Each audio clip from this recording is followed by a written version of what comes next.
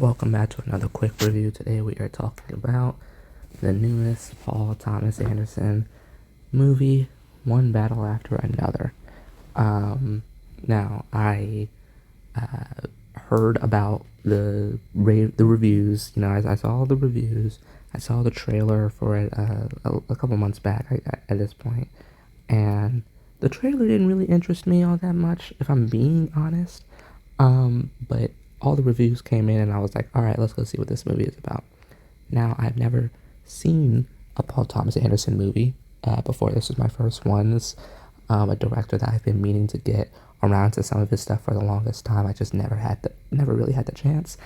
Life happens, things happen. I don't have as much time as I personally would like. And so this was my first one, and man, this movie's phenomenal. This movie is great. This movie is outstanding. If you notice I'm being quiet, it's because, I'm in my room and roommates are around and the walls are not the most soundproof things in the world, so I can't be too loud. This movie is great. I think the first thing that I really want to touch on with this is the performances. That's the first thing. At least the drive of, like most movies, is the driving force of this movie. A lot of the performances are like just phenomenal. Leonardo DiCaprio, Benicio del Toro, Tiana Taylor, Gina Hall, Sean Penn, all of them are amazing. It's to be expected out of them because they're all really good actors in their own right, but they're just like, at the very least, from the ones in which I do off the top of my head remember performances from them. They're some of my favorite performances by them. Just phenomenal. You get to somebody like Leo, who is very funny in this movie. It has a very comedic performance, and I think he does that really well. Or even, I think the standout being Sean Penn. He is insane in this movie, and I love it. He's so cool. I say cool. That's not the word I really want to use. He's so menacing, but every time he's on the screen, you have to pay attention. He's just so fascinating to watch in this movie. And then Chase Affinity, who, as far as I'm aware, is her first movie role, and she was also outstanding in this movie. We will be watching your career with great interest because, oh my goodness, she was phenomenal. I can't wait to see what she does going forward. Genuinely, just all around amazing performances, right? And then another thing that I want to talk about before I get to the movie story, is the score and music in this movie, as well as some of the sound design. Besides hearing Obama in that one scene, one thing that kind of stood out to me with some of the sound choices and music choices is that the music choices never felt outside of that one, the music choices never, even then, that's not that bad. Sorry, let me get back onto it. The music choices never felt out of place. It's just, as an individual who has heard that song so many times growing up, it kind of got me, got me shocked. But in context of this scene, as well as a lot of the other scenes, the music choice makes sense. It makes a lot of sense. And I think the other thing about the sound design in this movie is that it stands out. It's really interesting because one of the things that stood out in this movie for me is probably one of my favorite parts of this movie. Was this very long sequence after all hell breaks loose. The military starts coming after the former revolutionaries and whatnot, right? Where there's this long scene where Ben is trying to, I think that was his name. Let me quickly make sure, just because I'm not the greatest with it. Bob, sorry, I'm not the greatest with names. I'm sorry.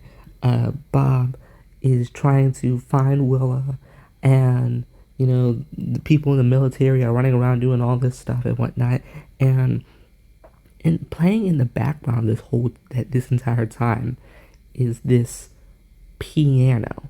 It's a bit annoying at times, but one thing it does is that it does an amazing job at making things tense while also making things dynamic. This goes on for like 45 minutes.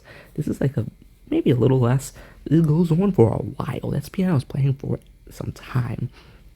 It makes things feel more dynamic. These events allows the events to flow well and keep pushing the story forward. With the piano consistently playing, you don't ever feel like things are coming to a halt. You feel like things are um, continuing to move, and that's one thing that I love about this movie as a whole, not even just like the sound design.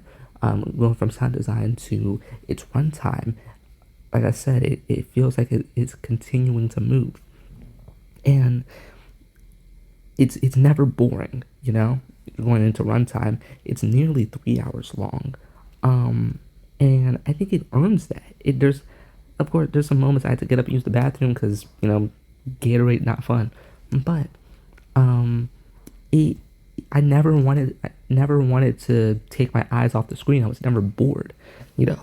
It's a great looking movie, but I think story wise, from setup to climax, it earns its nearly 3 hour runtime. Nothing feels wasted to me. It just like all of it just felt integral. Like it was there for a reason. I'm gonna get to the story. One thing that this movie does is you can just ignore that for a hot second. Sorry. One thing this movie does is that it touches on immigration and racism and homosexuality and all like a lot. Challenges the idea and concept of freedom and how thematically in its definition, right? Especially in America, and how the definition of freedom in America has changed over time to the point where it's very real and feels very disturbing. As a black man, as I say black man, but I used to say black kid in America, but now I'm 18, a little bit older, turning 19 soon. So I kind of had to say it's a black man in America now, as a black male in America. A lot of this stuff does kind of cut a bit deep for me. So it feels very real. It feels very disturbing. But it's also fascinating how topical it is. It's extremely interesting. I love how that is woven into the movie. And then one of the complaints I've seen throughout the movie, besides some of the choices with characters, the character motivation, which doesn't bother me as much, because I think those character motivations are very clearly seen throughout the entirety of the movie. I think that's, in my opinion, very obvious what some of these motivations are, but I digress. Was its humor. This movie is very funny. It's surprisingly funny at times, especially in moments where you think it shouldn't be. And for me, at least, I don't think that really takes away from the movie. I've seen some people say that humor takes away from the movie. I don't think it does. I think it does a really good job at balancing out, being funny with also being serious in the story that it's trying to tell. Being it doesn't detract from anything. And I love that balance. I think that balance works out really well, because when that balance works out really well, you genuinely have a movie that can be fun while also trying to tell you something. So yeah, all in all, this is supposed to be a quick review, and it's not, evidently.